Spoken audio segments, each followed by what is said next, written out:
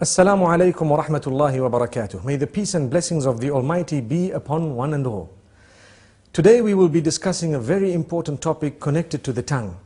The tongue, as you know, is a gift of the Almighty. It is very small in size, but it can create so much havoc and it can cause so much damage that more than any other organ of the body. So it's important for us to know that the Almighty has created this tongue. You know, some scholars say so beautifully, He has put 32 guards that are so sharp around that tongue so that we think 32 times before we actually utter.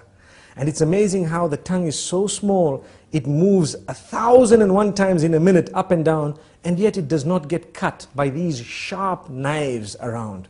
This is the gift of the Almighty. So consider it a gift. Use it as a gift. And the reason we say this is to concentrate more on a specific department of the use of the tongue, and that is when it comes to those we mix with, beginning or starting with our wives, our husbands, our family members, our relatives, and then those we interact with, our friends and so on. What we should know is that the tongue has several different uses. One of them is to taste food, one of them is to speak, and there are so many other uses of the tongue that are there. Some we may know, some we may not know. It's amazing. However, remember, your respect as an individual is very closely connected to how you use the tongue. This is why the Messenger Muhammad, peace be upon him, says, every morning all the organs of the body call out to the tongue and say, fear the Almighty regarding all of us. It is through you that we are known, so be careful what you say.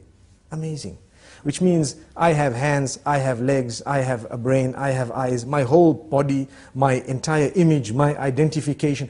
I am known as a good or a bad person based primarily on how I use my tongue. Have we ever thought of that?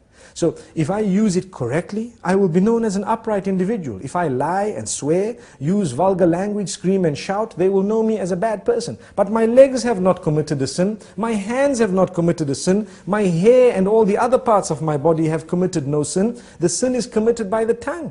And the tongue, yes, closely connected to the brain and all that, yes, correct. But ultimately it was the one used to relay what was within. This is why if you're not sure, don't speak.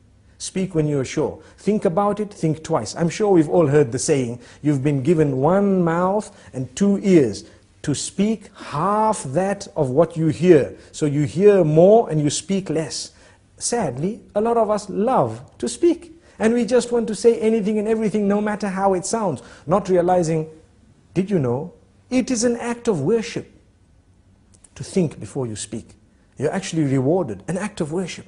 The Almighty becomes pleased with us when we think before we speak. And not just think, but think of how many different ways there are for me to portray or to say what I have in my heart, to convey that message. If I've got 5 different ways of wording it, I need to select the best, most effective, most beautiful manner, and then I will speak.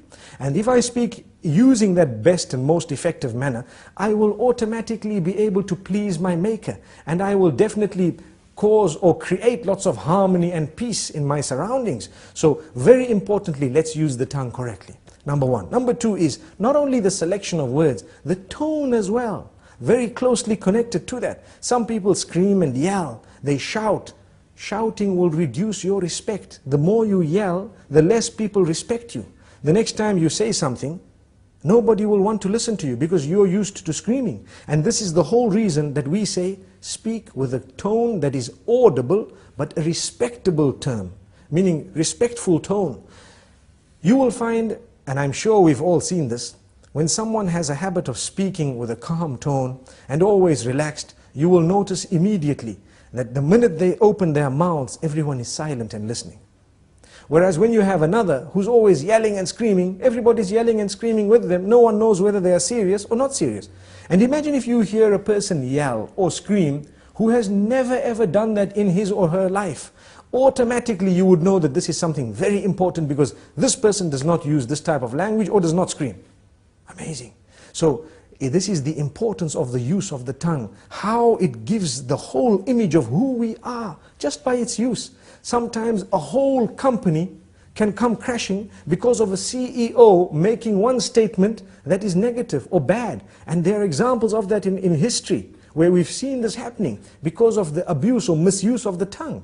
The same way a man who has always been respected can lose all his integrity within a split statement because of how bad it was and how evil it was. So we need to be careful. You are known by your tongue. Let us be careful how we use this tongue. We'd like to give a few more examples.